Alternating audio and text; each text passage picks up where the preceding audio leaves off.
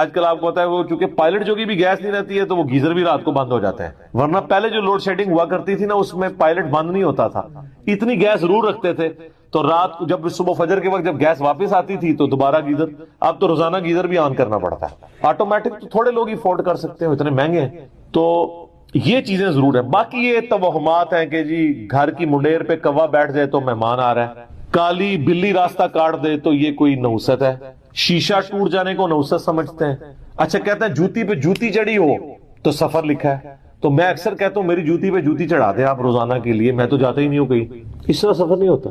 Automatically بھی کئی بار میری جوتی پہ جوتی چڑھی ہوتی ہے، میں تو مہینوں نہیں نکلتا ہوں، ضرورت ہی نہیں پڑتی۔ تو یہ ہیں ساری چیزیں جو توہمات سے تعلق رکھتی ہیں، اور نبی علیہ السلام نے ان چیزوں کو کنڈیم فرمایا۔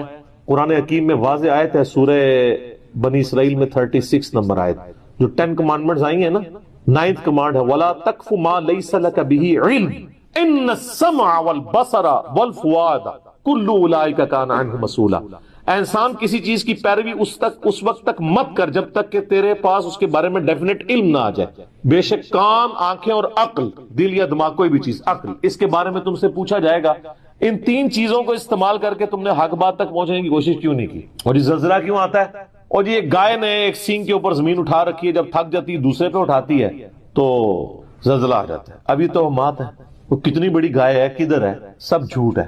اسلام ان چیزوں کو نہیں مانتا۔ یا سائنس پروف کر دے مانیں گے، ایکوائرڈ نالج بھی ڈیفینیٹ ہے، ریویلڈ نالج بھی ڈیفینیٹ ہے، لیکن ایکوائرڈ نالج وہ جو یعنی سرٹیفائیڈ ہو تجربات سے۔ مثلا یہ چیز بالکل اسٹیبلش ہے کہ پیٹرول سے آگ بھڑکتی، کبھی ایسا نہیں ہوا کہ آگ کے اوپر پیٹرول پھینکا جائے تو پانی کی طرح اس کو بجھا دے، تو یہ بالکل definite physical phenomena of nature ہے۔ یہ قرآن و سنت کی طرح حجت، اتنا حجت ہے کہ آپ دیکھیں حضرت ابراہیم علیہ السلام نے نمرود کو جس دلیل پہ خاموش کروایا تھا وہ ہے ہی یہی تھی کہ میرا رب وہ ہے جو مشرق سے سورج نکالتا ہے، اگر تو رب ہے تو مغرب سے نکال کے بتا، تو ہکا بکا رہ گیا تھا کافر۔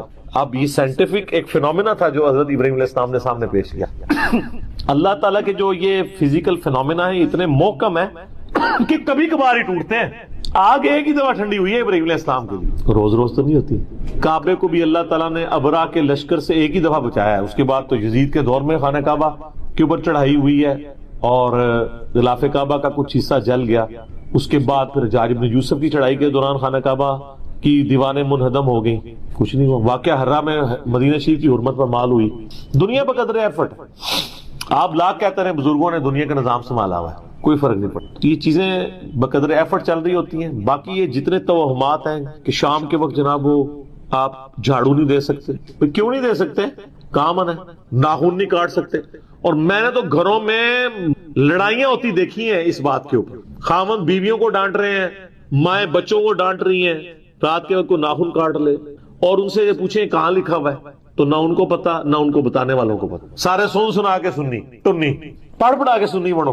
اسلام میں کوئی ایسی چیز نہیں ہے کہ آپ اس کی بنیاد کے اوپر لوگوں کو مصیبت میں ڈال دیں۔ جو چیزیں منع کرنے والی تھی وہ کر دی گئی ہیں، وہ میں نے آپ کو بتا دیا کہ رات کے وقت بچوں کا نہیں نکالنا آپ نے، مغرب کے وقت، وہ ساری چیزیں اپنی جگہ موجود ہیں۔ اچھا ہوتی کوئی یعنی 10 چیز موجود ہے، اس کے ساتھ صفر لگا کے اس کو 100 کر دیتے ہیں، کوئی اور صفر لگا کے 1000 کر دیتا ہے، اس طریقے سے بڑھاتے چلے جاتے ہیں، غلو کرتے جاتے ہیں۔ حقیقت میں وہ چیز بڑی تھوڑی ہوتی ہے۔ اس طریقے سے دین میں خود ایگزیجریشن کرنا، لڑائی جھگڑے کرنا، بھائی صفائی تو نصف ایمان ہے، صحیح مسلم میں 534 نمبر حدیث ہے، صفائی نصف ایمان ہے۔ وہ صفائی کے لیے کوئی ٹائمنگ نہیں بتائے گی، جس وقت مرضی آپ کریں۔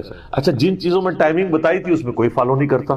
سورہ نور اٹھا کے دیکھیں، اللہ تعالیٰ نے 3 اوقات میں کسی کے گھر جانے سے منع فرمایا، ارلی ان دا مارننگ، دوپہر کے وقت اور رات کے وقت۔ تو مجھے تو بڑا غصہ آتا ہے ایسے لوگوں پہ جو عشاء کے بعد جو ہے وہ مہمان بن کے تو منہ اٹھا کے آ جاتے ہیں۔ تو میں تو بالکل اسٹریٹ فارورڈ ہوں، میں دروازے پہ آ کہتا ہوں نہیں میرا ٹائم نہیں جی، انشاءاللہ پھر ملیں گے۔ اس کو لوگ بد اخلاقی سمجھتے ہیں، حالانکہ عین اخلاق ہے، میرا حق ہے۔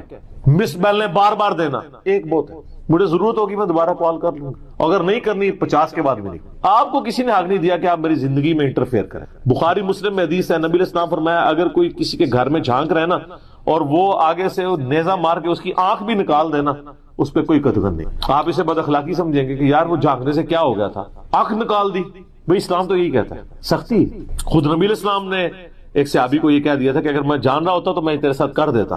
حتیٰ کہ بخاری مسلم یہ بھی حدیث ہے کہ دروازہ کھٹکھٹاؤ، دستک دو، جواب آ جائے تو ٹھیک 3 دفعہ، ورنہ واپس چلے جاؤ، اس بات کا برا بھی نہ مان۔ یہ کیوں ہے کوئی اگلے کی مرضی نہیں ہے، نہیں ملنا چاہتا آپ سے، کیوں آپ اس کو مجبور کر رہے ہیں؟ تو یہ سب کی سب چیزیں ہمارے معاشرے میں توہمات چل رہی ہیں، انہی میں سے یہ بھی ہے۔ اسلام یا ایکوائرڈ نالج کو مانتا ہے یا ریویلڈ نالج کو۔ سر پھر گورے کو اسلام ہے نا، گورے کو آپ کہہ دینا کالی بلی آگے سے راستہ کاٹ دے تو نوست ہے، وہ مانے گا؟ ایمانداری سے مجھے یہ نان سینس، کیا بات کر، نہیں مانے گا۔ آپ کے اعتقادات جو ہیں وہ گوروں سے بھی گئے گزرے، تو کر کے دیکھ لیں آپ، یہ جو آسٹریلیا کی ٹیم آپ کے ساتھ کر رہی ہے، ان کے آگے کہ کالی بلی پھینکے پھر تو انہوں ٹرپل سینچری مارے گا وار، کچھ بھی نہیں ہونا، دنیا بقدر ایفرٹ ہے، اس طرح سے کچھ بھی نہیں ہونا، ساری کی ساری چیزیں توہمات، ٹھیک ہوگی۔ بخاری مسلم میں حدیث ہے کہ مغرب کے بعد اپنے گھروں کے دروازے کو بند کر دو اور بسم اللہ پڑھ کے بند کرو تو شیطان بھی نہیں کھول پائے گا، ورنہ تو یہ جو لوگ کہتے ہیں نا ہم جنات سے اتنا کام لیتے ہیں، تو کوئی بینک سے پیسے چوری کروا کے بتائے، دنیا کا نظام نہیں چل سکتا۔ اللہ تعالیٰ نے یہ جو ہرڈل ہے وہ سب کے لیے رکھی۔ بخاری مسلم میں الفاظ ہیں اپنے برتنوں کو ڈھانپ دو، خالی برتنوں کو الٹا کر دو اگر ڈھانپ نہیں، اور اگر بھرے ہوئے برتن ہیں اس کو ڈھانپنے کے لیے کوئی چیز نہ ملے تو بخاری مسلم کے الفاظ ہیں کوئی ایک تنکا ہی اس کے اوپر رکھ دو۔ اور مسلم شریف میں حدیث ہے کہ ایک رات سال میں ایسی آتی ہے جس میں اللہ تعالیٰ کی طرف سے کئی ایک مرض آتے ہیں اور وہ ایسے برتن میں داخل ہو جاتے ہیں جن برتنوں کو کھلا رکھا ہوا ہوتا ہے۔ تو نبی صلی اللہ علیہ وآلہ وسلم نے یہ ساری انسٹرکشنز فرمائی۔ پھر بخاری مسلم میں یہ بھی حدیث ہے کہ نبی علیہ السلام فرمایا رات کو چراغ بجھا کے سو۔ بعض اوقات آپ علیہ السلام نے فرمایا کہ جو وہ چوہا ہے وہ دیے کی بتی کو لے جاتا ہے اور گھر میں آگ لگ جاتی ہے، بلکہ بخاری مسلم میں یہ بھی موجود ہے کہ نبی علیہ السلام کے مبارک زمانے میں ایک گھر کو آگ لگی اور سارے گھر والے جل گئے اور وہ اسی طرح لگی، تو آپ علیہ السلام نے منع فرمایا۔ اور اس کو آپ آج کل کے اعتبار سے دیکھ لیں، یہ سوئی گیس کے ہیٹر یا اور بھی آگ والی کوئی بھی چیزیں رات کو بند کر کے آئے دن ابھی تک واقعات ہو رہے ہیں کہ لوگ مرتے ہیں۔ لوڈ شیڈنگ ہوتی ہے، جب گیس آتی ہے تو آٹومیٹک ہیٹر تو آپ کو پتا ہے 15-20 ہزار روپے کا ملتا ہے، ہمارے جو عام 2,5-3 ہزار والے ہیں ہیٹر، یہ تو جب گیس آئے گی تو دوبارہ چلنا شروع ہو جائیں گے۔ اور ظاہر ہے وہ پائلٹ بھی بجھ گیا ہوتا ہے۔ ایک ظلم تو یہ کر رہے ہیں نا، اتنی گیس لے جاتے ہیں کہ پائلٹ بھی نہیں جلتا، اگر پائلٹ جلتا رہے نا تو دوبارہ گیس آئے تو ہیٹر چل اٹھے۔ اسی طریقے سے آج کل آپ کو پتا ہے وہ چونکہ پائلٹ جو بھی گیس نہیں رہتی ہے تو وہ گیزر بھی رات کو بند ہو جاتا ہے، ورنہ پہلے جو لوڈ شیڈنگ ہوا کرتی تھی نا اس میں پائلٹ بند نہیں ہوتا تھا، اتنی گیس ضرور رکھتے تھے، تو رات کو جب صبح فجر کے وقت جب گیس واپس آتی تھی تو دوبارہ گیزر، اب تو روزانہ گیزر بھی آن کرنا پڑتا ہے آٹومیٹک، تو تھوڑے لوگ افورڈ کر سکتے ہیں، اتنے مہنگے ہیں۔ تو یہ چیزیں ضرور ہیں، باقی یہ توہمات ہیں کہ جی گھر کی منڈیر پہ کوا بیٹھ جائے تو مہمان آ رہا ہے، کالی بلی راستہ کاٹ دے تو یہ کوئی نحوست ہے، شیشہ ٹوٹ جانے کو نحوست سمجھتے ہیں۔ اچھا کہتے ہیں جوتی پہ جوتی چڑھی ہو تو سفر لکھا ہے، تو میں اکثر کہتا ہوں میری جوتی پہ جوتی چڑھا دیں آپ روزانہ کے لیے، میں تو جاتا ہی نہیں ہوں کہیں، اس طرح سفر نہیں ہوتا۔ آٹومیٹکلی بھی کئی بار میری جوتی پہ جوتی چڑھی ہوتی ہے، میں تو مہینوں نہیں نکلتا ہوں، ضرورت ہی نہیں پڑتی۔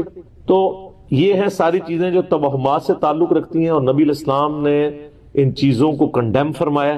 قرآن حکیم میں واضح آیت ہے سورہ بنی اسرائیل میں 36 نمبر آیت، جو 10 کمانڈمنٹس آئی ہیں نا، 9th کمانڈ ہے وَلَا تَقْفُ مَا لَيْسَ لَكَ بِهِ عِلْمٍ إِنَّ السَّمْعَ وَالْبَصَرَ وَالْفُؤَادَ كُلُّ أُولَئِكَ كَانَ عَنْهُ مسؤولا۔ کپڑے بھی دھونے پڑیں گے، اس کا بڑا آسان سا طریقہ ہے کہ ویل بیفور ٹائم آپ اپنے آپ کو تیار کریں نماز کے لیے، یعنی اگر زہر کی نماز 1:30 بجے ہے تو آپ 1 بجے پیشاب کر لیں، اس کے بعد 5 یا 7 منٹ بعد ہی قطرہ آئے گا نا، جب وہ دوبارہ قطرہ آئے انڈر گریوٹی تھوڑی دیر چہل قدمی کریں وہ خود بخود آئے گا، جب وہ قطرہ آئے تو آپ دوبارہ سے استنجا کریں، لیکن دوبارہ استنجا کرتے وقت آپ نے پیشاب دوبارہ نہیں کرنا، ورنہ پھر آپ T0 پہ آ جائیں گے، 0 پہ، کیونکہ پھر وہ دوبارہ پروسیس شروع ہو جائے۔ یہ ذہن میں رکھیے گا، بعض کا سردیوں میں ایسے ہو جاتا ہے بار بار پیشاب آتا ہے، پھر آپ نے اس چیز کو دیکھنا ہے، تو وہ پھر آپ ٹھنڈے پانی سے استنجا نہ کریں، گرم سے کر لیں سردیوں کے اندر۔ اور پھر جب آپ اس طریقے سے انڈر گریوٹی جب وہ قطرہ آ رہا ہوگا نا، یا اگر وہ تھوڑی دیر بعد آتا ہے تو آپ تھوڑی دیر چہل قدمی کرنے کے بعد دوبارہ واش روم میں جائیں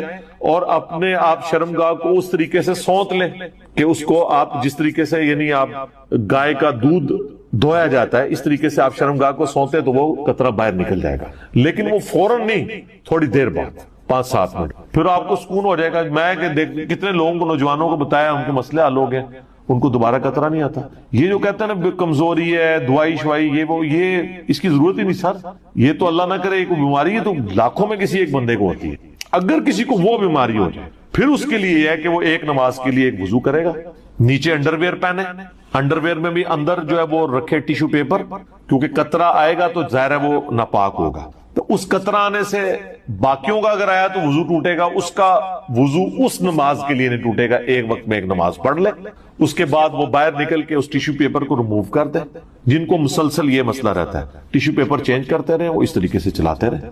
لیکن یہ آپ جس طریقے سے میں آپ کو بتا رہا ہوں استنجا کریں گے تو یہ ایشو آپ کا ختم ہو جائے گا کچھ عرصے میں، کیونکہ لوگوں کو یہ چیز پتہ نہیں ہے۔ اس طریقے سے بعض لوگوں کو ہوا خارج ہونے والا ایشو ہوتا ہے، وہ کہتے ہیں ہمارے تو بھی کھانا پینا آپ اپنا کام کریں، بعضی چیزوں سے پرہیز کریں، چیزوں کو آپ میڈیکلی لے کے چلیں تو ایشو ایڈریس ہوں گے۔ اس کے باوجود اگر ایشو ایڈریس نہیں ہوتا پھر ایک نماز کے لیے آپ ایک وضو، اگلی نماز کے لیے آپ کو نیا وضو کرنا۔ اچھا، ایک بعض لوگوں نے وہ ابو داؤد میں وہ ایک حدیث ہے نا، اس کا ایک رزلٹ غلط نکال لیتے ہیں، بلکہ بخاری مسلم میں بھی ہے کہ جب تک تم آواز نہ سنو یا بدبو نہ سنو، سونگ لو، تو اس وقت تک وضو نہیں ٹوٹے گا۔ یہ اس بندے کے لیے جس کو وہم ہوتا ہے کہ اس کے پیٹ کے اندر گڑبڑ ہوتی ہے، کیونکہ ابو داؤد میں اس کی ایکسپلینیشن موجود ہے کہ اگر کسی کو بیماری ہے کوئی ایسی، اس کے لیے ہے کہ پیٹ کے اندر اس کو لگ رہا ہے جیسے آواز آ رہی ہے لیکن فزیکلی نہیں ہے، تو اس کو یہ انشور کرنا ہوگا کہ جب تک آواز یا اسمیل نہ آئے۔ لیکن جب آپ کو فیل ہو گیا کہ آواز خارج ہو گئی ہے تو اب آپ نے باقی چیزوں کا انتظار نہیں کرنا، وضو ٹوٹ گیا۔ آپ کو فیل ہوا قطرہ نکل گیا تو وضو ٹوٹ گیا، آپ کو تو خود پتہ ہے۔ اچھا، وہ حدیث بھی ٹھیک ہے جو ابو داؤد کے اندر ہے، ابن ماجہ کے اندر ہے، کہ نبی علیہ السلام وضو کرنے کے بعد اپنی رومالی کو، اس کو رومالی کہتے ہیں، سامنے والا جو حصہ ہے شلوار والا یا تہمت کا، اس پہ پانی چھڑکا کرتے تھے وہ شک کو زائل کرنے۔ لیکن اگر ایک شخص کو فیل ہو گیا کہ میرا قطرہ نکل گیا ہے اور اب وہ خام خواہ اپنے آپ کو تسلی دے کہ جی یہ جو مجھے گیلا پن کا احساس ہے وہ رومالی کے گیلے ہونے کی وجہ سے ہے، تو یہ غلط ہے۔ یہ تو آخری درجے میں شک ختم کیا گیا کہ ونس آپ یہ کر دیں پھر اب آپ جو ہے نا وہ، اگر آپ کو گیلا پن محسوس ہو تو آپ کو یہ ذہن میں آئے گا کہ میں نے کپڑوں پہ جو پانی چھڑکا تھا یہ اس کی وجہ سے گیلا پن محسوس ہو رہا ہے، اور ایکچولی نہیں ہے۔ لیکن یہ اس کے لیے آپ کو number of time exercise perform کرنی پڑے گی کہ آپ یہ چیز انشور کریں گے کہ ایسا نہیں ہے، ورنہ خالی شک کے اوپر تو مطلب بینیفٹ نہیں آپ کو دیا جا سکتا، آپ نے اپنے آپ کو خود سے چیک کرنا ہے۔ تو یہ قطروں والا مسئلہ لوگوں کے ساتھ رہتا ہے، اس لیے میں نے اس کو ذرا تھوڑا کھول کے بیان کر دیا۔ استنجے کا طریقہ سیکھیں، اور یہ سارے طریقے ہمارے پرانے بزرگوں نے اپنی کتابوں میں لکھے ہوئے ہیں۔ ایون شیخ عبد القادر جیلانی کی اگر آپ کتاب غنیت الطالبین کھول کے دیکھیں، جس میں نماز والا طریقہ جو ہے وہ بخاری مسلم کے مطابق لکھا ہے، رفع الیدین والا 11ویں والے پیر کا، ان کا بھی استنجے والا طریقہ دیکھیں تو باقاعدہ انہوں نے یہ سارے جملے استعمال کیے ہیں کہ اس طریقے سے شرمگاہ کو سونتا جائے، اور یہ ساری ڈیٹیلز انہوں نے لکھی۔ تو یہ عملی، اور اس کو ایگزیکٹ ان الفاظ کے ساتھ احادیث میں ہونا بھی ضروری نہیں ہے، یہ کلچرل چیز۔ حدیث تو آپ کو گائیڈ لائنز بتائے گی کہ قطروں سے بچنا ہے، ٹھیک ہے جی، پیشاب کے لیے یہ ریکوائرمنٹس ہے کہ آپ نے، اب وہ جو حدیث ہے حضرت سلمان فارسی والی، اس میں تو یہ الفاظ ہی نہیں ہے کہ آپ نے اپنے کپڑوں کو چیٹوں سے بھی بچانا ہے، تو یہ انڈرسٹوڈ ہے، وہ باقی حدیثوں میں موجود ہے۔ بخاری مسلم میں حدیث ہے نا کہ نبی علیہ السلام گزر رہے تھے، آپ فرمائیں 2 قبر والوں کو عذاب ہو رہا ہے، ایک جو ہے وہ پیشاب کے چھینٹوں سے نہیں بچتا تھا اور دوسرا چگلی کھایا کرتا تھا، پھر آپ نے ایک ٹہنی توڑ کے اس کے 2 حصے کر کے اس میں ڈال دیے، فرمایا کہ میں اللہ سے امید کرتا ہوں جب تک یہ ہری رہیں گی ان کے عذاب میں تخفیف ہوگی نبی علیہ السلام کے مبارک ہاتھوں کی برکت سے۔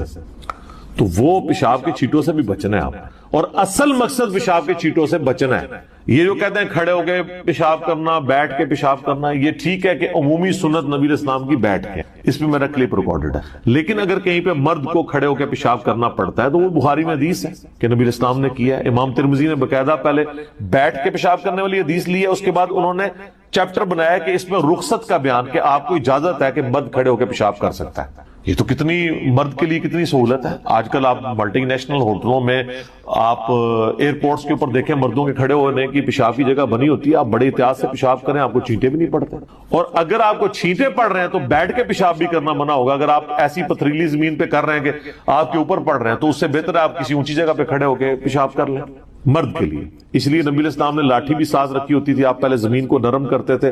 اب تو سر پیشاب کرنا ہی بڑا آسان ہو گیا، یہ اٹیچ باتھ اتنی بڑی نعمت ہے کہ آپ سوچ نہیں سکتے۔ اس زمانے میں بھی اٹیچ باتھ کیا، گھر میں ایک باتھ روم بھی ہوتا تھا، اور وہ بھی چھوٹے پیشاب کے لیے۔ بڑے پیشاب کے لیے تو عموماً زمین میں جانا پڑتا تھا باہر، اگر چھتوں میں بھی تھا تو اس کی صفائی کا اہتمام ہم نے تو خود یعنی اپنے بچپن میں دیکھا ہے کہ وہ اس طریقے سے وہ صفائی کرنے والی عورت آتی تھی، اور کس طریقے سے وہ، اب میں سوچتا ہوں کہ یار کتنا محنت کا کام تھا وہ عورت کرتی تھی۔ یہ سیوریج سسٹم تو نہیں تھا اس زمانے کے اندر، یہ تو ہم نے اپنے بچپن میں یہ چیزیں دیکھی۔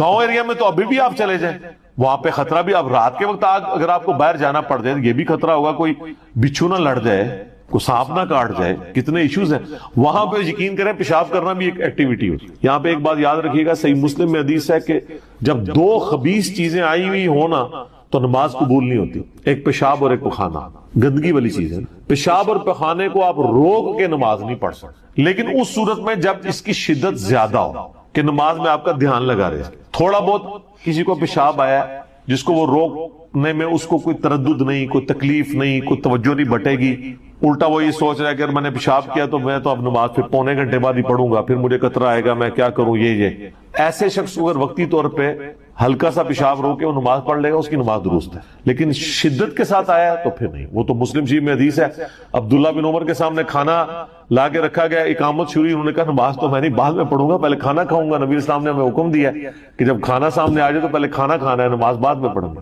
لیکن یہ بھی یاد رکھیں کہ یہ نہ ہو کہ آپ کا کھانا ہمیشہ اذانوں کے وقت ہی آ رہا ہو. دیکھیں نا باقی کاموں کو بھی تو ہم نے مینج کیا ہوتا ہے. مثلا میں نے اپنے کاموں کو میں نے اس اعتبار سے کیا کہ بھی میں نے مغرب سے پہلے کھانا کھانا ہے یا مغرب کے بعد کھانا ہے. یہ نہیں ہے کہ عشاء کی اذانیں شروع ہو رہی ہیں وہاں سے کھانا آ جائے. اور یہ بھی نہیں ہے کہ میں اگر تھوڑی دیر لیٹ بھی کر دوں گا تو مر جاؤں گا، یہ بھی نہیں. پرانے زمانے کے لوگوں پہ آپ نے قیاس نہیں کرنا. اگر عبداللہ بن عمر یہ بات کر رہے ہیں نا تو سر وہ بیچاروں نے صبح کے وقت کی روٹی کھائی ہوتی تھی، پورا دن کی مزدوری ہوتی تھی، ان کی تو حالت ہی کوئی نہیں ہوتی تھی. وہ کھانا کھائے بغیر تو ان کا پورا نماز میں بھی دھیان کھانے کی طرف رہے اگر وہ کھانا نہ کھائیں، اور کھانا بھی پھر تھوڑا سا کھانا ہوتا تھا انہوں نے. ان کے لیے واقعی ایشو ہے. جو پورا دن ہی چرتے رہتے ہیں ان کے لیے یہ مسئلے نہیں ہیں. وہ نماز سے پہلے بھی کھا رہے ہوتے ہیں، نماز کے بعد بھی کھا رہے ہوتے ہیں، سونے سے پہلے بھی کھاتے کھاتے سوتے ہیں اور سو کے اٹھ کے بھی کھانا شروع کر دیتے ہیں. ادھر زیادہ تو لوگ یہی کر رہے ہیں نا. کھانے کے معاملے میں کوئی احتیاط نہیں ہے. ہاں آپ تھوڑا تھوڑا کھاتے رہے، بے شک زیادہ دفعہ کھائیں ٹھیک ہے، اوور ایٹنگ نہیں. اور یہ جو لوگ بڑا لوگوں کو شوق ہوتا ہے وہ جناب صبح اٹھ کے نا ناشتہ کرنے سے پہلے برش کر رہے ہوتے، کوئی فائدہ نہیں اس برش کرنے کا. جو کام آپ کے ساتھ کھانے نے ڈالنا تھا آپ کے دانتوں کے ساتھ وہ ڈال لیا. رات کو سونے سے پہلے برش کرنا ہے آپ نے تاکہ ذرات دانتوں میں نہ رہیں، رات کو ان کو کام کرنے کا موقع نہ ملے کہ وہ کیڑا لگائے. صبح ناشتہ کرنے سے پہلے تو جسٹ کلی کر لیں، کافی ہے، ہاتھ دھو لیں اور ناشتہ کرنے کے بعد برش کریں تاکہ دوپہر کے کھانے تک جو 8-10 یا 5-6 گھنٹے ہیں، تو 8-10 تو میرے جیسے لوگوں کے لیے جنہوں نے شام کو کھانا ہے، لیکن جنہوں نے دوپہر کو بھی کھانا ہے ان کے لیے 5-6 گھنٹے ہیں. ان 5-6 گھنٹوں میں دانتوں کو کیڑا لگنے کا موقع نہ اس کھانے کو ملے. تو کھانا کھانے کے بعد دانت دھونے چاہیے، تب فائدہ مند. پہلے آپ دھوئیں گے اور بعد میں وہ لگا رہے تو کوئی فائدہ ہے؟ ہاں جس نے وہ پہلے بھی نہیں دھوئے ہوئے بعد میں بھی نہیں دھوئے ہوئے تو پھر تو ظاہر ایک دفعہ دھو لے بہتر ہے، لیکن کھانا کھانے کے بعد. تو یہ کئی ساری چیزیں تھی میں نے ساتھ ساتھ بیان کر دی. امید ہے کہ یہ ہماری جب ویڈیو اپلوڈ ہوگی تو کئی نوجوانوں کا یہ مسئلہ حل ہوگا جو بےچارے اس طرح کے وہم میں پڑے رہتے ہیں. کئی لوگ ہیں بےچارے وہ 3-3 بالٹیاں ضائع کر دیتے ہیں، ان کا وضو ختم نہیں ہوتا، وہم ہی ختم نہیں ہوتا. یہ سب شیطان کی طرف سے ہوتا ہے. اس طرح کا وہم نہ کیا کرے. یہ وہم کوئی تقوی میں نہیں لائی کرتا، یہ اللہ کی نافرمانی میں، شیطان کی پیروی میں. اور اس کو آپ اگنور کریں. ایک دفعہ آپ کسی عالم دین کو اپنا وضو فزیکلی دکھا لیں جس کو خود بھی وضو کا طریقہ آتا ہو، اور آپ اس کے سامنے بالکل نارمل وضو کریں جس طرح کیا جاتا ہے، اور وہ آپ کو کہتا ہے آپ کا وضو ٹھیک ہے، تو اب آپ بعد میں شیطان کے ہتھے نہ چڑھیں. کچھ عرصہ آپ اس کو اگنور کریں گے، خود بخود وسوسے آنا بند ہو جائیں. کئی لوگ ہیں وہ نماز شروع کرتے ہیں، پہلی تکبیر ہی 10 دفعہ کہتے ہیں اللہ اکبر، پھر وہ نماز توڑ دیتے ہیں، پھر دوبارہ نیت کرتے ہیں. اسی وہم میں پڑے رہتے ہیں. وہ کہتے ہیں پہلی تکبیر تو فرض ہے، پوری مسجد ان کی تکبیر سن رہی ہوتی ہے، ان کے کانوں میں آواز نہیں جا رہی ہوتی. وہ کہتے ہیں پہلی تکبیر کانوں کو سنانا ضروری ہے. وہی نہیں سن رہے ہوتے، باقی سارے سن رہے ہوتے ہیں. میں نے خود یعنی اپنے ساتھ یونیورسٹی میں ایسے اسٹوڈنٹس دیکھے. تو اس طرح کا وہم نہیں کرنا چاہیے. شیطان بعض اوقات نیکی کی آڑ میں آپ کو دین سے متنفر کروانے کے لیے اس طرح کی حرکتیں کروا دیتا ہے. اس طریقے سے بعض لوگ پاکی پلیدی کا دھیان کرنے کے چکر میں اتنا پانی ضائع کر دیتے ہیں، اور پھر جناب وہ 10 دفعہ کلمہ پڑھ کے نا وہ ہاتھ دھو رہے ہوتے ہیں. کلمہ پڑھنے سے نہیں ہاتھ پاک ہونے ہیں، کلمہ تو دل کو پاک کرنے کے لیے پڑھا جاتا ہے، ایک روحانی مسئلہ ہے. ہاتھ پاک ہونے ہیں پانی کے ساتھ، چاہے آپ کلمہ پڑھیں یا نہ پڑھیں، اس کے ساتھ اس کا کوئی تعلق ہی نہیں ہے. کپڑے بھی دھوتے ہیں تو وہ کتنی دفعہ اس کے اوپر کلمہ پڑھتے ہیں، اور پھر وہ پتہ نہیں کیا کچھ. کئی عورتیں ہیں جو وہم کا شکار ہوتی ہیں، اس طریقے سے پانی ضائع کرتی رہتی ہیں. تو یہ ساری چیزوں کو پیرلل میں دیکھ کے چلنا چاہیے، فضول خرچی نہیں کرنی چاہیے. نبی اسلام کے وظائف ہم نے یہ لکھ کے بھی لگائے ہوئے ہیں. 5 بڑے بڑے وظائف ہیں. آیت الکرسی صبح شام 1 دفعہ، آخری 3 کل 3 دفعہ صبح شام، اور بسم اللہ الذی لا یضر والی دعا، اور اعوذ بکلمات اللہ التامہ والی دعا، اور لا الہ الا اللہ وحدہ لا شریک لہ. اس کے علاوہ بھی یہ بخاری مسلم ابو داؤد ترمذی نسائی ابن ماجہ میں یہ ساری روایتیں موجود ہیں. اس کے علاوہ بھی ہے سورۃ البقرہ کی آخری 2 آیات بخاری مسلم میں آتا ہے. مسلم شریف میں آتا ہے سورہ بقرہ کی تلاوت جنات کو دور کرنے کا سبب ہے. اس پہ میرے آپ جادو جنات سے بچنے کا وظیفہ آپ یوٹیوب پر لکھیں, لاکھوں لوگوں نے کلپ دیکھا ہے تعویذات کے اوپر. تو یہ رقیہ آپ جہاں پہ ونس آپ پتہ نا ایک پریونٹیو علاج ہوتا ہے, ایک کیوریٹیو علاج ہوتا ہے. سر سائنس کے بغیر آپ دین بھی نہیں سمجھا سکتے لوگوں کو.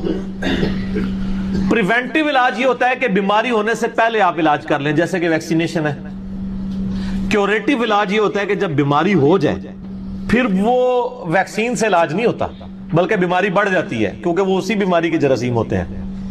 ویکسینیشن کیا ہوتی ہے کہ جو جس کی آپ ویکسینیشن کر رہے ہیں اس بیماری کے کمزور جراثیم آپ کے جسم میں ٹیکے سے داخل کر دیے جاتے ہیں. آپ کے جسم کا نظام اللہ نے بڑا محکم بنایا ہے. وہ جسم ان جراثیم سے لڑتا ہے, ان جراثیم کو شکست دے دیتا ہے. اب جب وہ اوریجنل جراثیم آتے ہیں نا تو جسم پہلے ہی آواز سے کہتا ہے انہیں تاک لینے انہوں 6 چھکے ماریں گے, تو پھر جسم ان کو شکست دے دیتا ہے. لیکن جس بندے کو پہلے بیماری لگی ہوئی ہے اس کو آپ جراثیم والا ٹیکہ لگائیں ویکسین کا تو وہ تو الٹا ہی شاید اثر کرے.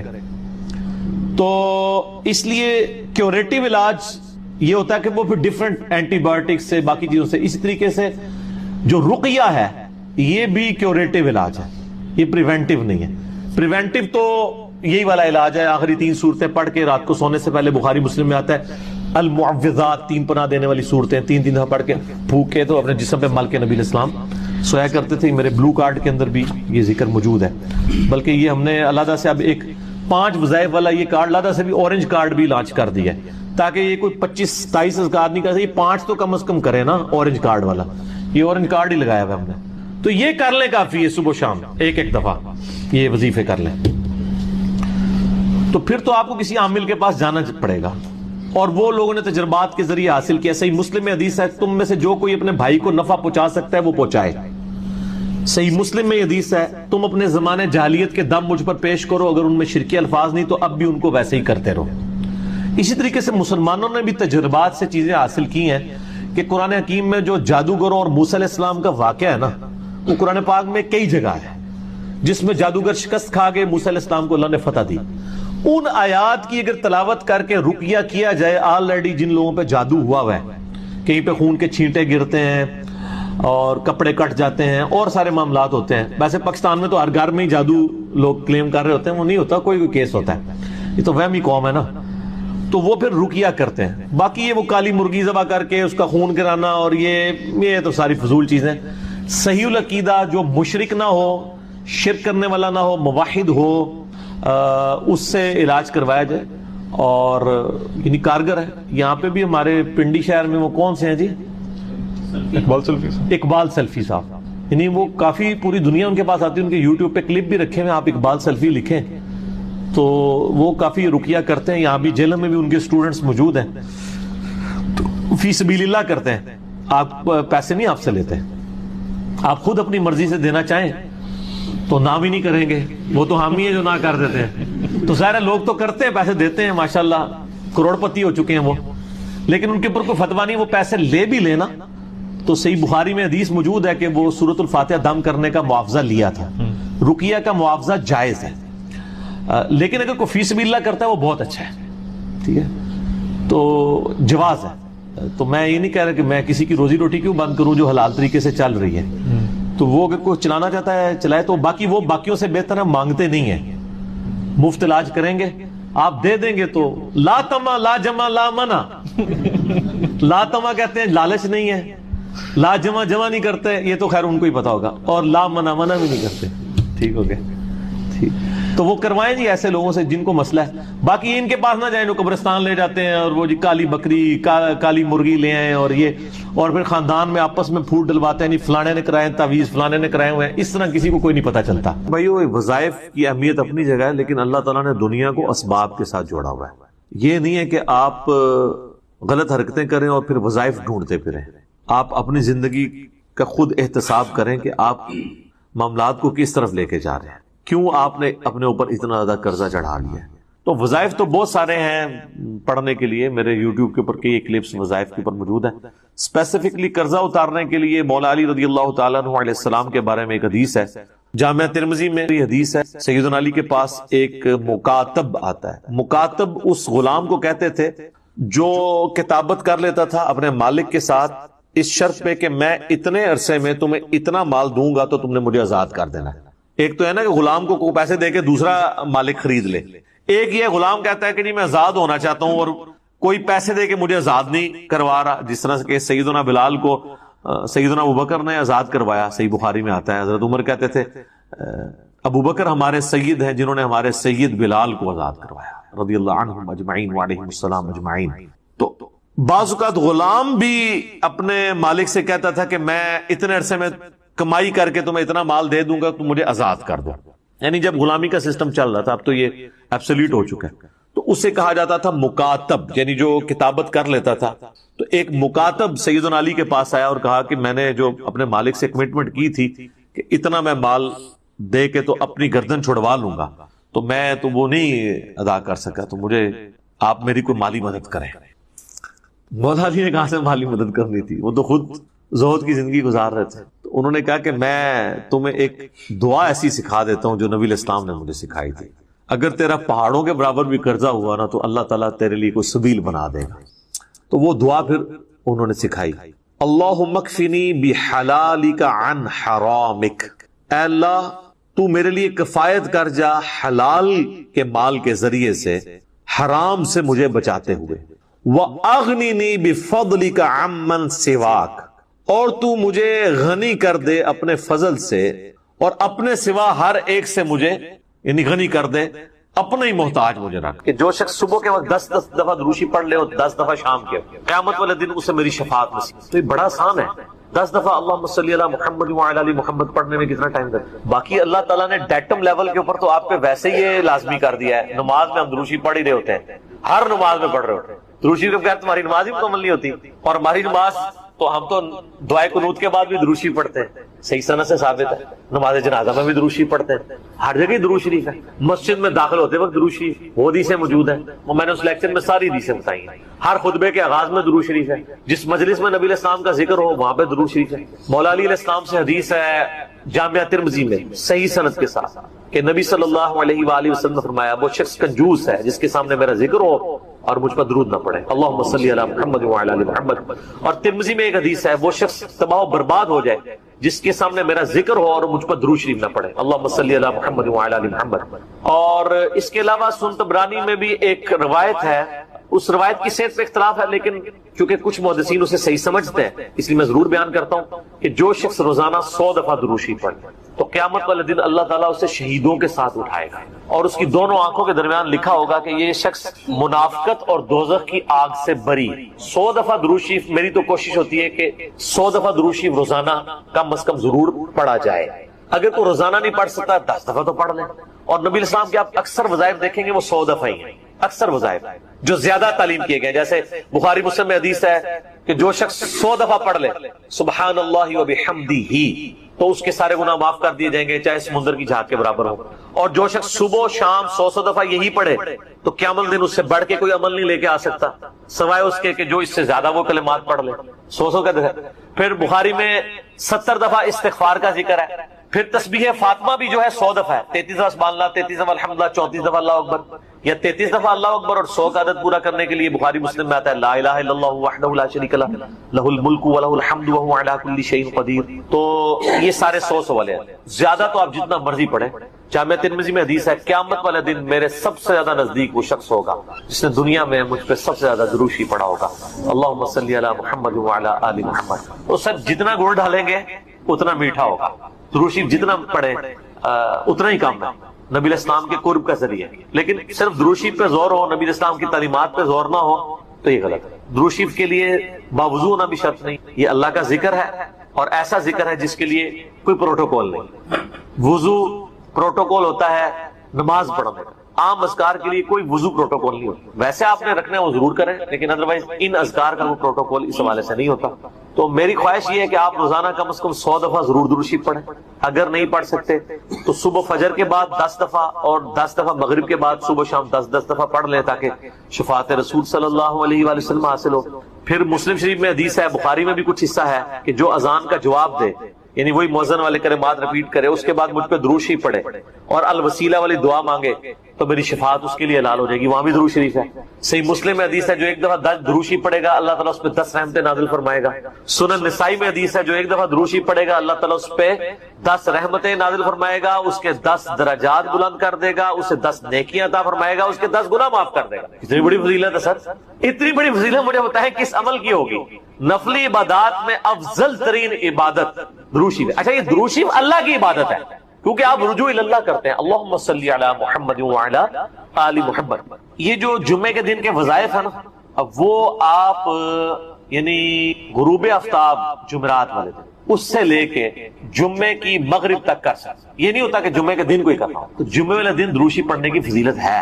ابو داؤد کے اندر اور ترمذی کے اندر, سنن نسائی میں, ابن ماجہ میں حدیث ہے کہ نبی صلی اللہ علیہ وآلہ وسلم فرمایا کہ جمعے کا دن تمام دنوں کا سردار ہے. اسی دن آدم علیہ السلام پیدا ہوئے, اسی دن وہ فوت ہوئے, اسی دن پہلا سور پھونکا جائے گا, دوسرا سور پھونکا جائے گا, قیامت قائم ہوگی.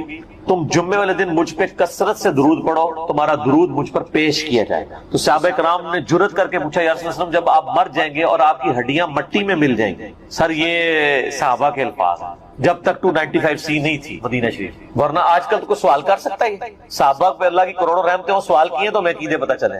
تو نبی علیہ السلام نے فرمایا کہ ان اللہ حرم علی الارض ان تأکل اجساد الانبیاء, بے شک اللہ نے مٹی پہ حرام کر دیے کہ نبیوں کے جسموں کو کھائے. تو نبیوں کے جسم سلامت ہیں قبروں کے, ان پر درود شریف پیش ہو. تو جمعے والے دن درود شریف کی خاص فضیلت ہے, جمعے والے دن ضرور 100 بار پڑھ لیا. نبی علیہ السلام کی بارگاہ میں درود شریف پیش ہو رہا ہوتا ہے. وہ سنن نسائی میں حدیث ہے نا, زمین پہ کچھ فرشتے سیاحت کرتے ہیں, میرے امتیوں کا سلام مجھ تک پہنچاتے ہیں. اور میں نے دیکھا ہے کہ یہ حقیقت بات ہے, مسلمانوں کے جتنے مکاتب فکر ہیں ان میں سے 2 مکاتب فکر میں نے درود شریف کا بہت اہتمام دے, نبی علیہ السلام کا مبارک ذکر کرتے ہیں. پہلے نمبر پہ شیعہ حضرات ہوں کہ وہ درود شریف کا بہت اہتمام کرتے ہیں, اور دوسرے نمبر پہ اہل حدیث. آپ عرب میں چلے جائیں, آپ وہاں پہ عربی خطبے سنیں ان کے جمعوں کے. سر اگر ایک جملے میں 3 دفعہ آ رہا ہے نا تو وہ قال النبی صلی اللہ علیہ وآلہ وسلم پورا پڑھیں گے. یہاں ہمارے لوگ بیان کرتے پوری تقریر, میرے حضور گئے, حضور آئے, حضور نے کیا, دوسری ایک دفعہ بھی نہیں پڑھتے کیونکہ ٹرینڈ میں نہیں. تو یہ ٹرینڈ سیٹ کرنا چاہیے, اور یہ بھی آپ کا کام ہے کہ جب کسی علماء سے آپ یہ سنیں کہ وہ بغیر درود شریف کے نبی صلی اللہ علیہ وآلہ وسلم کا ذکر کر رہا ہے, تو آپ اسے بتائیں کہ یار چلو 4 دفعہ نام لیا ہے, 1 دفعہ تو درود شریف ساتھ پڑھتے ہیں. اور لیکن میں آپ کو بتاؤں, بزرگوں کے جب نام لیں گے نا کبھی بغیر رحمت اللہ لے کے نہیں لیں گے. آپ یہ دیکھیں کہ کبھی کوئی کہہ دے کہ شیخ عبد القادر جیلانی نے فرمایا, ہمیشہ کہیں گے رحمت اللہ علیہ. تو پھر سر ہم کیوں نہ کہیں کہ آپ بابوں کو نبی علیہ السلام سے اوپر سمجھتے ہیں, بغیر رحمت اللہ علیہ کا کبھی بھی یہ ذکر نہیں کریں گے اپنے بابوں کا, لیکن نبی صلی اللہ علیہ وآلہ وسلم کا ذکر کر دیں. تو درود شریف کا اہتمام کرنا چاہیے. نبی صلی اللہ علیہ وآلہ وسلم نے اس کی ترغیب دلائی ہے. یہاں پہ میں ایک مسئلہ عرض کر دوں, جو درود شریف کے دشمن ہے نا, اہل بیت کے دشمن, اب وہ اکثر اس چیز کو اٹھاتے ہیں. وہ کہتے ہیں جی یہ جو درود شریف میں ذکر ہے نا اللہم صلی علی محمد وعلی آل محمد, یہاں آل محمد سے مراد نبی علیہ السلام کے اہل بیت نہیں ہے صرف, بلکہ پوری امت ہے. کیونکہ قرآن میں تو آل فرعون کہا گیا ہے, فرعونیوں کو, آل موسیٰ, تو یہ بھی آل محمد سے مراد ہے محمد والے نا. یہ کہانیاں اس وقت تک تھی جب تک کہ انجینئر صاحب کی ویڈیوز بخاری مسلم کی روشنی میں سامنے نہیں آئی تھی. صحیح بخاری میں یہ الفاظ ہے کہ صحابہ کرام نے کہا اے اللہ کے محبوب صلی اللہ علیہ وآلہ وسلم, ہم نے سلام تو آپ پہ عرض کرنا سیکھ لیا ہے, السلام علیکہ ایھا النبی ورحمۃ اللہ وبرکاتہ, نماز میں. آپ ہمیں یہ بتائیے کہ ہم آپ اور آپ کے اہل بیت پر درود کیسے پڑھیں, آپ اور آپ کی آل پہ نہیں, اہل بیت. تو کوئی نبی علیہ السلام کا امتی جو غیر سید ہے اور وہ کہہ سکتا ہے میں اہل بیت ہوں, تو اہل بیت کے اگینسٹ آل محمد آپ نے تعلیم دی. درود شریف میں آل محمد سے مراد اہل بیت, نبی علیہ السلام کی جو اولاد ہے, آل علی, آل عقیل, آل عباس, آل جعفر, جو صحیح مسلم میں غدیر روم کی حدیث کے اندر موجود. تو یہ یہاں آل محمد سے مراد اہل البیت ہے نبی علیہ السلام. باقی ان پہ درود پڑھیں گے تو ہم پہ تو ویسے ہی رحمتیں نازل ہو جانی ہیں, ان کے صدقے ہم تک بھی پہنچ جائیں گی اس حوالے سے. تو یہ میں نے ایک ضمن مسئلہ عرض کر لیا, لوگ بیچ میں نا یہ پکے چھوڑ رہے ہوتے ہیں. تو میں نے اس پہ میرا یوٹیوب پہ کلپ بھی چڑھا ہوا ہے, درود اور اہل بیت کے دشمن. تو اس میں نے بتایا تھا یہ یعنی اپنے بغض کا اظہار اس طریقے سے کر رہے ہوتے ہیں، ان کو تو کوئی چیز اس طریقے سے ہضم نہیں ہو رہی ہوتی نا، تو وہ جان بوجھ کے ایسی باتیں نکالتے ہیں۔ درود شریف پڑھیں۔ اور مجھے یاد ہے کہ 3-4 سال پہلے مجھے ایک بریلوی بھائی کا فون آیا تو مجھے کہنے لگے کہ جی آپ کی ویڈیوز بہت اچھی ہیں، میں آپ کی ویڈیوز کی وجہ سے مسلک چھوڑا، سب کچھ سیکھا، آپ سے ایک ریکویسٹ کرنی ہے کہ آپ جب درود شریف پڑھتے ہیں نا تو آپ صلی اللہ علیہ وآلہ وسلم پڑھا کریں۔ تو آپ میری پرانی ویڈیوز دیکھیں تو اس میں صلی اللہ علیہ وسلم ہوتا تھا، تو میں نے اس کا پھر یہ مشورہ مانا، تو پھر میں نے آہستہ آہستہ اپنے آپ کو اس کا عادی کیا کہ وآلہ وسلم بھی کہا جائے، کیونکہ نبی صلی اللہ علیہ وآلہ وسلم کو یہ چیز پسند ہے کہ آپ صلی اللہ علیہ وآلہ وسلم کے اہل بیت کا ذکر کیا جائے، اس لیے درود ابراہیمی میں بھی اہل بیت کا ذکر کیا گیا۔ اچھا، درود ابراہیمی میں بعض لوگ کہتے ہیں یہ جو آل ابراہیم کا ذکر ہے تو آپ یہودیوں پہ درود پڑھ رہے ہوتے ہیں۔ نہیں سر، یہودیوں میں کہاں درود ہے؟ اس میں ہے کہ اے اللہ درود بھیج محمد صلی اللہ علیہ وآلہ وسلم اور ان کی آل یعنی اہل بیت کے اوپر جیسا کہ تو نے رحمت بھیجی تھی۔ مثال ہے، اب والا یہودی تو ہے ضربت علیہم الذلہ والمسکنہ، یہ تو مغضوب علیہم ہے، یعنی مراد وہ جو اہل توحید تھے بنی اسرائیل میں سے۔ کون؟ حضرت موسیٰ علیہ السلام، عیسیٰ علیہ السلام، یعقوب علیہ السلام، یوسف علیہ السلام، جن پہ اولاد ابراہیم تو یہ ہے نا، وہ تو اولاد ابراہیم نہیں ہے نا جس نے ابراہیم والے کام ہی چھوڑ دیے۔ وہ تو قرآن میں ہے کہ حضرت نوح علیہ السلام نے کہا یا اللہ یہ میرا بیٹا ہے، اللہ فرمایا اس کے تو اعمال ہی کافر علیہ، تیرا بیٹا ہی نہیں، بیگوٹن سن تھا۔ تعلیمات پہ اب اللہ کرنے کی وجہ سے اللہ تعالیٰ نے بیگوٹن سن ہونا، صلبی بیٹا ہونے کا بھی انکار کر دیا۔ تو یہاں پہ میں سیدوں سے بھی ریکویسٹ کروں گا کہ مہربانی کریں امت کے اوپر، اگر نوح علیہ السلام کا بیٹا ان کے طریقے پہ نہ چلے تو وہ ان کی آل سے فارغ ہے، اور آپ لوگ جو ہیں وہ چرچ کے اڈے چلا رہے ہوں، شراب کے ڈیرے چلا رہے ہوں۔ مجھے اگلے دن ایک بھائی کی کال آئی ہمارے ادھر ہی جرمنی سے، وہ خود شیعہ تھے اور وہ رو رہے تھے کہ یار اس وقت اہل بیت کے خلاف ایک پوری مہم کھڑی کی گئی، آپ کو پتہ ہے نا یہاں پہ امیر شام کے نام کے نعرے بھی لگوائے گئے۔ تو میں نے کہا جی ہم نے تو کاؤنٹر نیریٹو کھڑا کر دیا اس کے، تو بتانے لگے ایک کسی شیعہ ذاکر پورے اس ایک کمیونٹی کے بارے میں، وہ کہتے ہیں ہم ان کو ملینز آف روپیز سالانہ دیتے تھے، لیکن بعد پتہ چلا کہ وہ تو شرابیں پیتے ہیں اور عیاشیاں کرتے ہیں۔ وہ کہتے ہیں یہ اہل بیت کے نام کے اوپر جب اہل بیت کے دفاع کی باری آئی ہے تو یہ خود کون سے کرتوت کر رہے ہیں۔ اب الحمدللہ اہل تشیع کے اندر بھی اویئرنس آ رہی ہے، جیسا کہ بریلویوں کے اندر اویئرنس آئی کہ پیروں فقیروں نے ہمیں دھوکے میں رکھا ہوا ہے، یہ ہمارے نذرانوں سے یاشیاں کر رہے ہیں۔ یہی آپ کو یاشیاں شیعہ کے ہاں ذاکرین میں بھی نظر آئیں گے، وہ سارے وہ والے کام کر رہے ہوں گے، اچھے لوگ بھی ہیں لیکن برے لوگ بھی بیچ میں۔ تو ایسے لوگوں کو ممبروں پہ نہ آنے دیں، ان لوگوں کا خرچہ نہ اٹھائیں، اور یہ جو سید کے نام کے اوپر عزتیں ویل کر رہے ہیں نا اس صورت میں کریں جب واقعی ان کے کام بھی ہوئی۔ اگر کام ان کے نبی علیہ السلام کے دشمنوں والے ہیں تو ہم ان کی رسپیکٹ۔ میرا اپنا میکینیکل انجینئرنگ کی یعنی کلاس فیلو تھا یونیورسٹی میں، قادیانی تھا اور سید تھا، اس کے نام کے اندر تھا، میں اب نام نہیں اس کا لیتا، وہ ایک بالکل پرسنل بات ہوگی، تو اس کا سید فلاں شاہ پورا نام تھا، کتنا ایسا تو ہمیں پتہ ہی نہیں چلا، تو بعد میں قادیانی تھا۔ اب کیا ہمارے اہل تشیع کے ہاں جو سید ہیں اس کو سید ماننے کے لیے تیار ہو جائیں گے؟ نسل تو ہے نا، جینز تو ہے نا، وہ کہیں گے نہیں تعلیمات چھوڑ دو۔ تو سر آپ تعلیمات چھوڑ دیں اور آپ ہمیں کہیں کہ آپ امتی ہو، سر ہم امتی سیدوں کے نہیں ہیں، امتی تو نبی علیہ السلام کے لیے۔ یار مولا علی بھی کبھی، مولا علی نے یہ دعویٰ نہیں کیا کہ یہ میری امت ہے، وہ بھی اپنے آپ کو غلام محمد ہی کہتے تھے۔ آپ شیعہ کا جو سلوگن دیکھیں وہ تو بالکل ٹھیک ہے، محمد اور آل محمد، آل علی نہیں کہتے ہیں، علی نہیں سر، سینٹرڈ پوائنٹ محمد صلی اللہ علیہ وسلم کی ذات ہے، جس کی جو بھی عزت ہے وہ نبی علیہ السلام کی نسبت کی ہوتی ہے، جس کا جو بھی مرتبہ ہے وہ ان کی نسبت۔ اگر نبی علیہ السلام کو بیچ میں سے نکال دیتے ہیں پھر کوئی شخص کوئی مرتبہ ویل نہیں کرتا۔ تو محمد اور آل محمد، حالانکہ دیکھیں اولاد علی ہے لیکن نام کیا بولا جاتا ہے؟ آل محمد۔ کیوں؟ یہ اللہ نے رشتہ کروایا ہے۔ سنن نسائی میں صحیح سند حدیث ہے، پہلے حضرت ابوبکر نے رشتہ مانگا تھا نبی علیہ السلام سے سیدہ فاطمہ کے لیے، جب تک کہ حضرت ابوبکر خود سسر نہیں بنے تھے۔ نبی علیہ السلام نے کہا میری بچی چھوٹی ہے، پھر حضرت عمر نے مانگا، فرمایا چھوٹی ہے، پھر حضرت علی نے مانگا تو رشتہ کر دیا، کیونکہ اللہ نے وحی کے ذریعے بتایا تھا کہ آپ کی اولاد یعنی جو آل محمد ہے وہ اولاد علی ہو۔ یہ سر آسمانی رشتہ طے ہوا ہے، یہ چھوٹا معاملہ نہیں ہے۔ تو اس لیے جو لوگ اولاد علی ہیں اور اہل بیت ہونے کا دعویٰ کرتے ہیں، خدا کے لیے اہل بیت کے نام کے اوپر آپ داغ نہ اور دھبا نہ بنے، بلکہ ان کی تعلیمات کو بھی آگے لے کے۔ درود جو ہے نا یہ بیسیکلی تو فارسی زبان کا لفظ ہے، کسی کے لیے یعنی دعائے رحمت کرنا۔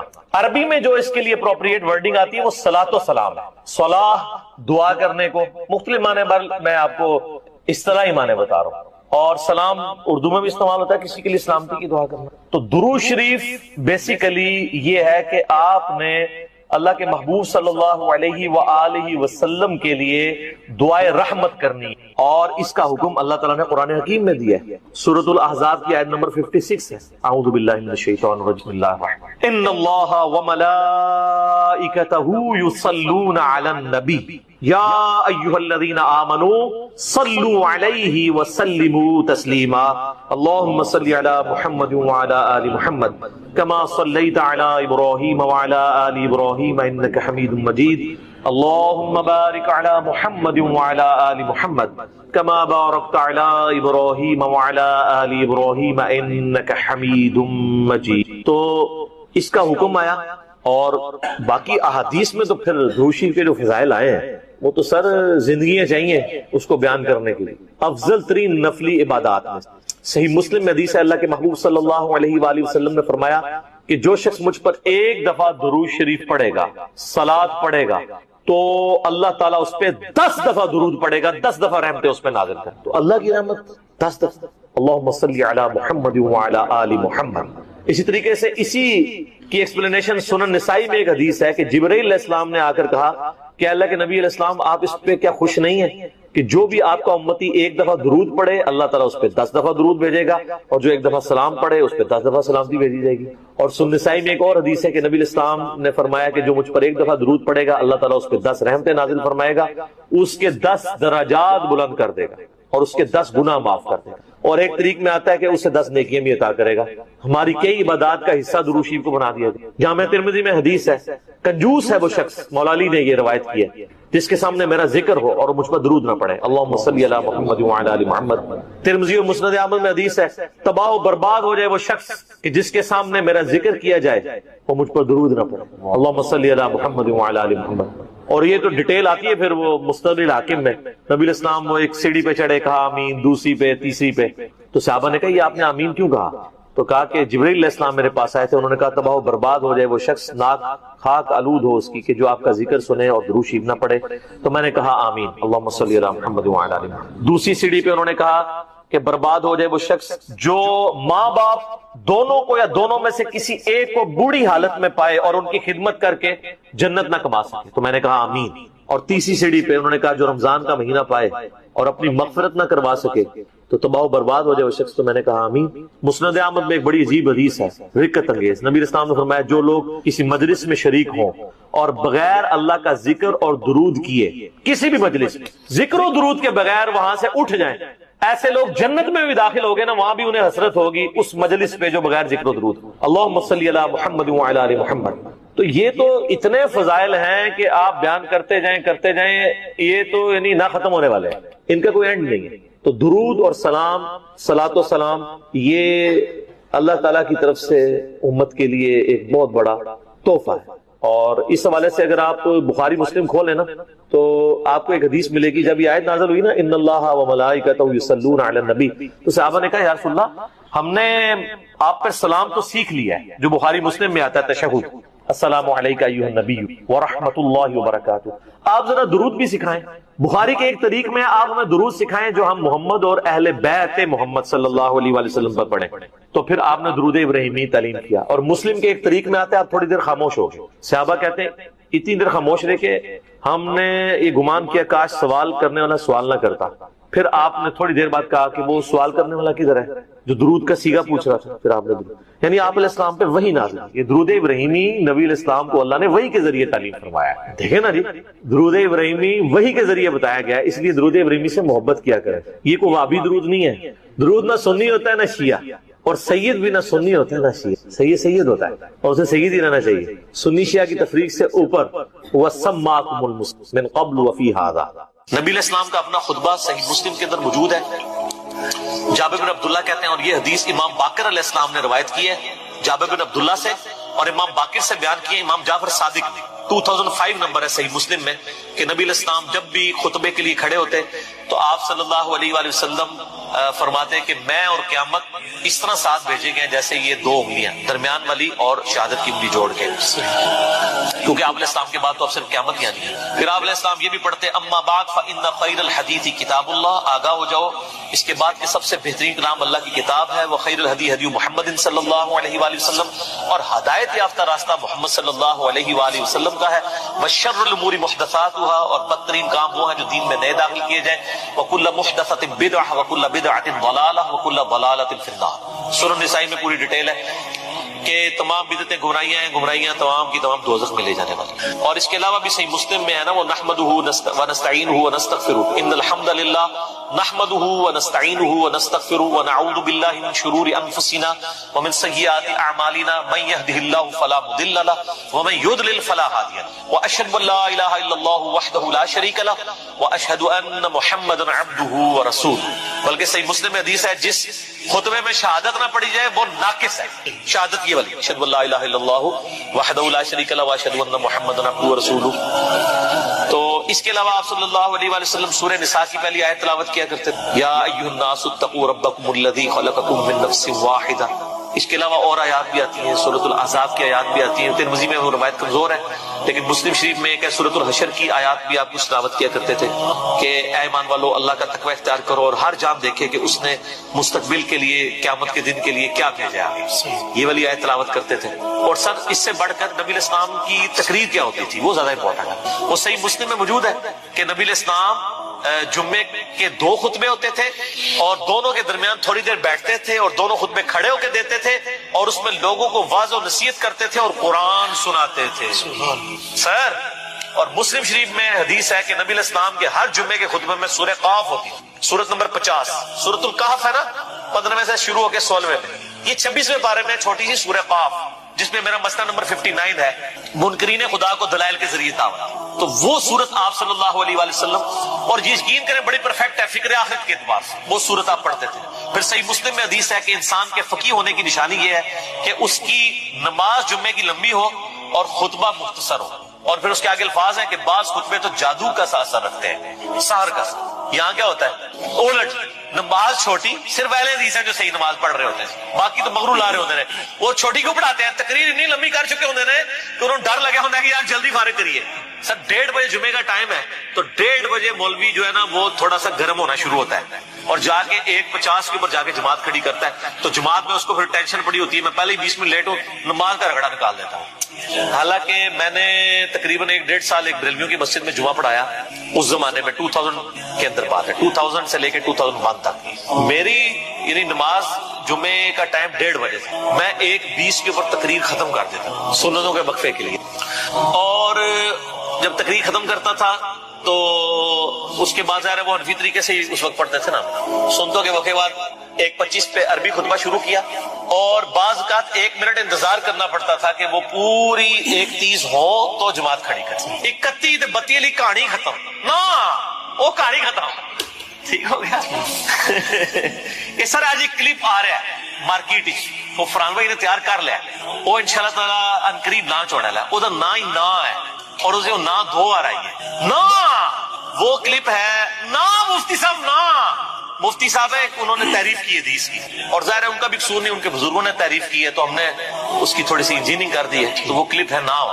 تو سر نا اس ٹائم بھی انتظار کرتے تھے پورے 1:30 ہو جماعت کھڑی۔ اچھا 2 یا 3 جمعے گزرے تھے سر، لوگ جو ہے نا 1 بجے مسجد میں آ جاتے تھے، تقریر خیر اس ٹائم بھی میری اسپیکنگ بابت تو تھی، کہانیاں بھی بڑے اچھے طریقے سے کرا لیتا تھا، اچھا اون بھی کرا لینا، لیکن اون کرا کے پھر انجینئرنگ کرنا، اردو صرف کہانی ہی ہوئی ہے، حالانکہ انجینئرنگ میں نے کی ہوئی تھی۔ تو یہ مطلب انسان کو اس معاملے میں احتیاط کرنی چاہیے، یعنی علماء جو ہے وہ خام خواہ گھسیٹتے رہتے ہیں، تو قرآن پڑھ کے سنائے، ایک طرف سے قرآن شروع کریں۔ ان لوگوں نے تو 12 تقریریں کتاب مارکیٹ سے خریدی ہوئی ہے، ہر 12 جمعے کے بعد وہ ریپیٹ ہو جاتی ہے، ٹھیک ہے۔ اس کی بجائے کیا کریں، قرآن ترجمے والا لے لیں اپنے فرقے کا، بریلوی ہیں تو احمد بریلوی صاحب کا لے لیں، دیوبندی ہیں تو اشرف تھانوی صاحب کا لے لیں، اہل حدیث ہے جونا گڑھی صاحب کا لے لیں، اہل تشیع ہے تو سید فرمان علی شاہ صاحب کا لے لیں۔ سر 2-3 صفحے پڑھ کے بتا دینا قرآن کے، تو ان کو وہ بےچارے پریشان ہوئے ہوتے ہیں، بےچارے نئے خطیب نا جی، وہ پھر جمعہ آ گیا ان کی تقریر کریے، کو لوگ بھی سن کے آپ کو کوئی نیا موضوع کرنا ہے، آپ تو لوگ ایجوکیٹ ہو چکے ہیں جی، اور یوٹیوب کی وجہ سے، اور لوگوں کو یہ شعر بھی پتا ہے کہ نام ہے بابی، نام ہے بابی، میں ہوں مسلم علمی کتابی۔ کئی لوگ تو اب کہتے ہیں سر جمعہ پڑھنے کا مزہ ہی نہیں آتا، ہر چیز ہی کہانی لگتی ہے، وہ ہے ہی وہ پہلے بھی کہانی سی، لیکن چونکہ تمہیں پتا نہیں سی کہ کہانی ہے، ٹھیک ہے، تو وہ بڑی مشکل سے لوگ سنتے ہیں۔ تو اب طریقہ یہ ہے کہ سر آپ کہانی کے بجائے ان کو کہ سر قرآن ترجمے سے شروع کر لیں۔ یار قرآن پاک اتنی موٹی کتاب ہے کہ یہ ان کو کئی سال چاہیے ختم کرنے کے لیے۔ آلموسٹ جو عام یہ نارمل قرآن ہے، آپ یہ دیکھیں یہ آلموسٹ 600 صفحوں، تو اگر یہ ہر جمعے کے خطبے میں صرف 2 صفحے بھی پڑھیں، ٹھیک ہے، تو سال میں کتنے جمعے آئیں گے؟ 52، تو تب بھی 1/3 قرآن بھی نہیں ختم ہوگا، ٹھیک ہے، کتنا ہوگا؟ 100۔ 6 سال بعد سر خطبہ ریپیٹ ہوئے گا، دیکھ لو، کیونکہ 1 سال میں 100 صفحے پورے ہوئے تو 6 سال کے اندر 600 صفحے پورے ہوں گے۔ اور اگر اس کو صحیح طریقے سے بیان کیا تو 1 صفحہ بھی نہیں سر مکمل ہوتا۔ آپ دیکھتے ہیں ہماری تفسیر ایک آیت کے اوپر میں نے بعض کا 6 گھنٹے کے لیکچرز ہیں۔ تو قرآن کو، اور نبی علیہ السلام کا خطبہ جمعہ قرآن تھا، اور وہاں یہ ایڈوانٹیج تھا کہ بیان کرنے والا بھی عربی تھا، سننے والے بھی عربی تھے، نہ ترجمے کی ضرورت تھی نہ تفسیر اس طرح کرنے کی، ڈائریکٹ بات کی دل کے اوپر ہوتی۔ اب ہمیں ذرا ترجمہ بھی کر کے بیان کرنا پڑتا ہے۔ تو نبی علیہ السلام کے جمعے کا خطبہ تذکیر ہوتی تھی، نصیحت، اور نصیحت کس کے ذریعے؟ قرآن کے ذریعے۔ اور مزے کی بات ہوں، جو سورہ قاف ہے نا، صحیح مسلم میں اوپر تلے 4 حدیثیں ہیں، وہ صحابیہ کہتی ہیں کہ نبی علیہ السلام چونکہ ہر جمعے میں پڑھتے تھے، مجھے زبانی یاد ہوگی سن کے سورہ قاف، اور سورہ قاف کی ہی آخری آیت ہے فذکر بالقرآن من یخاف وعید، اے نبی قرآن کے ذریعے نصیحت کیا کرے ان لوگوں کو جو اللہ کی دھمکی سے ڈرتے ہیں۔ تو نبی علیہ السلام پھر وہ نصیحت اسی صورت سے ہی کر دیتے تھے، فذکر بالقرآن من یخاف وعید، قرآن کے ذریعے، قرآن سے ہی نصیحت کرنی ہے، قرآن سے ہی آپ نے تذکیر کرنی ہے۔ لیکن یہ قرآن کیسے پیش کریں؟ قرآن تو آپ کو پتہ پڑھنے سے بندہ گمراہ ہو جاتا ہے نا، گورے ہدایت پا جاتے ہیں تے کالے جڑے نے گمراہ ہو جاتے ہیں۔ وہ ان لوگوں کے چونکہ اپنے عقائد قرآن کے خلاف تھے، اس لیے انہوں نے یہ ڈنڈورا پیٹا۔ تو نصیحت بھی قرآن سے، اور وہ بخاری مسلم کی جو حدیث میں نے بیان کی تھی انڈے کے حلال ہونے کی، اس میں بھی الفاظ پتہ کیا؟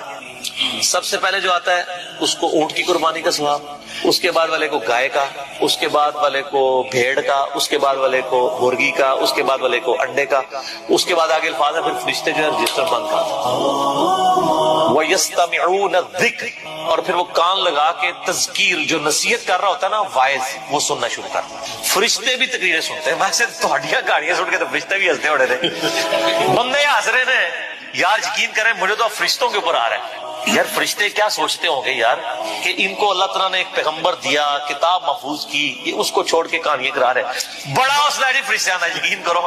پھر بھی تھوڑا نام رجسٹر لکھتے ہیں، ہو سکتا ہے نام لکھتے ہوں کہانی سننے کے لیے، پہلا بندہ آ گیا، ہوں دوسرا آ گیا، ہوں تیسرا آ گیا، تے کہانی سن کے اٹھ گیا، تے گھر بھی جا کے کہانیاں سنائے گا۔ آپ امیجن کریں کہ فرشتوں کے لیے تو حسب حال ہی بنا ہوا ہے یہ مسجدیں جو ہیں، لیکن ان بیچاروں کی تو اللہ نے ڈیوٹی لگائی ہے۔ ادروائز یقین کریں آپ کی جو مسجدیں نا ان میں تو وہ کہ یا اللہ اتنے نہ منو بھیجو، لیکن وہ چونکہ پابند ہیں حکم کے تو وہ جاتے ہیں ہر دفعہ بیچارے کہانیاں سن کے اللہ کو جا کے اللہ نو دس دے ہوں گے کہ جناب کہانیاں نے، ٹھیک ہے نا، تم جی نہیں اللہ کو پتا ہوتا ہے، لیکن اللہ پوچھتا ہے سر۔ جی صحیح مسلم میں حدیث ہے کہ جہاں پہ بھی کوئی محفل ہوتی ہے نا وہاں پہ فرشتے ڈانپ لیتے ہیں، جب وہ واپس جاتے ہیں اللہ تعالیٰ پوچھتا ہے کہاں سے آئے، وہ پوری ڈیٹیل ہے، اور وہ محفل قرآن کے بارے میں، یہ بابوں کی محفلوں کے بارے میں نہیں، وہ تو خیر پازیٹیو سینس میں۔ تو یہ جو کہانیاں ہیں وہ ظاہر ہے اللہ تعالیٰ کے تو علم ہے، لیکن اللہ تعالیٰ پوچھتا ہے اس لیے کہ اس کا ایک پروسیجر ہے، ایک طریقہ ہے کہ ڈیوٹی لگائی ہے، ذرا ان سے بھی فیڈ بیک لیا جائے۔ تو بہرحال آپ دیکھیں کہ کتنی شرمندگی نبی علیہ السلام کو قیامت الدین اس امت کی وجہ سے اٹھانی پڑے گی کہ اس امت کو کتاب محفوظ کر دی گئی، پیغمبر کی تعلیمات محفوظ کر دی گئی، یہ پھر بھی کہانیاں کراتے ہیں۔ اور میں یقین کریں مجھ سے تو صبر نہیں ہوتا، میں تو 1 بجے جمعہ ہے نا سر 12:55 میں گھر سے نکلتا ہوں، بس اتنا ٹائم لے کے کہ 2 سنتے پڑھوں، اس میں بھی بعض کا 1-2 جملے اتنے کوفت والے آخری منٹ میں بھی پڑھ جاتے ہیں دماغ میں کہ بندہ کہتا ہے یا تو پھر یہ اصلاح کرے نا سر۔ تو صحیح مسلم میں حدیث ہے کہ مؤمن وہ ہے کہ جو برائی دیکھے تو ہاتھ سے روکے، ہاتھ سے نہیں روک سکتا، زبان سے روکے، اگر زبان سے بھی نہیں روک سکتا دل میں برا جانا ہے، لیکن ساتھ کا دل والا معاملہ ہے ذالک اضعف الایمان، یہ سب سے لوز درجہ ہے جی۔ تو ہم تو ہے بھائی حسینی، ٹھیک ہے نا جی، تو ہم تو کہتے ہیں بھی اس کو کم از کم زبان سے روکیں، اور ہم تو زبان سے بھی کسی کو روکیں تو یہ ڈر لگتا ہے کہ وہ ضد میں نہ آ جائے، تو اس لیے پھر بہتر ہے کہ نہ سنیں اور نہ وہ کرنا پڑے۔ میں کسی کو یہ مشورہ نہیں دیتا، آپ لوگ سنیں اور لوگوں کو بتائیں، آپ کی اصلاح کرنے سے کوئی برا نہیں منائے گا، میرے ذرا کرنے سے ذرا میں آپ کو پتہ ہے نا پھر ایک جو ہے وہ بریکٹ والا مشہور ہو چکا ہوں انورٹڈ کاماز میں، تو اس لیے میرے لیے تو مشکل ہو جاتا. تو میں جو ادھیڑ عمر کے جو بزرگ ہیں نا ان سے ریکویسٹ کر کے نا تو اپنی معروضات پہنچاتا رہتا ہوں خطبات تک کہ یہ جو کہانی کرائی تھی ان کو بتائیں کہ یہ کہانی کی ہے. کیونکہ جو سفید داڑھی والے ہیں ان کے ساتھ کم از کم مولوی بدتمیزی نہیں کرتے، سن لیتے ہیں، بات مان بھی لیتے ہیں. ہم لوگ بات کریں تو وہ برا مان لیتے ہیں، میں تو ویسے ہی کرنے جوگا نہیں ہوں. اور آپ لوگ بھی، آپ میں سے بھی اکثر وہ کو بات کرے اور کہتے ہیں پتہ لگا کہ اسٹیشن تو بول رہے ہیں. ٹھیک جی، یہ جو چھوڑ دیں جناب، جہاں بھی آپ یعنی یہ ہمارے ایک بھائی ہیں ساہیوال میں، وہ بتا رہے تھے وہ کسی مسجد میں چلے گئے تو وہاں پہ کوئی مولانا صاحب نا یعنی درس دے رہے تھے. تو ظاہر آپ جو ہماری ویڈیوز دیکھتے ہیں ان کو تو پتا ہوتا ہے نا مطلب یہ کیا سچ ہے اور کیا یہ کہانی کروا رہے ہیں. تو جناب وہ درس دے کے جب وہ فارغ ہوئے نا تو انہوں نے کہا جی یہ جو آپ نے بیان کیا ہے تو یہ کہاں پہ لکھا ہوا ہے، کوئی اس کا کوئی حدیث، کوئی ریفرنس اور یہ وہ. تو جب یہ کوئی بات پوچھ رہا ہو آج کے زمانے میں اور ساتھ اس کی غلطی سے اس کے منہ سے نکل جائے، یہ ہمارے لوگوں سے بڑی غلطی ہوتی ہے، وہ کہتے ہیں اس حدیث کا انٹرنیشنل نمبر بھی بتا دیں. بس یہ بولنے کی دیر ہے اور لگتا ہے مجھے پتا لگ گیا تو کہڑے اسٹیشن تو بول رہے ہیں، تو نہیں تو سننا ہے جس مرضی اسٹیشن سے کو بول رہے ہیں. ہم تو آپ سے اللہ نبی کی بات پوچھ. سیدنا ابراہیم علیہ السلام کو جب آگ میں پھینک رہے تھے نا تو ابراہیم علیہ السلام نے اس وقت کہا تھا حسبنا اللہ ونعم الوکیل، ہم نے اللہ ہی پر بھروسہ کیا اور وہی بہتر کارساز ہے. اور تمہارے نبی صلی اللہ علیہ وسلم کو بھی جب مصیبت اور پریشانی آتی تھی وہ بھی پڑھا کرتے تھے حسبنا اللہ ونعم الوکیل، ہم نے اللہ ہی پر بھروسہ کیا اور وہی بہتر کارساز ہے. اور یہ جو انہوں نے کہا کہ نبی صلی اللہ علیہ وسلم بھی یہ کہتے تھے، اس کا ذکر الحمدللہ قرآن میں بھی موجود ہے اس سے بھی بڑھ کر.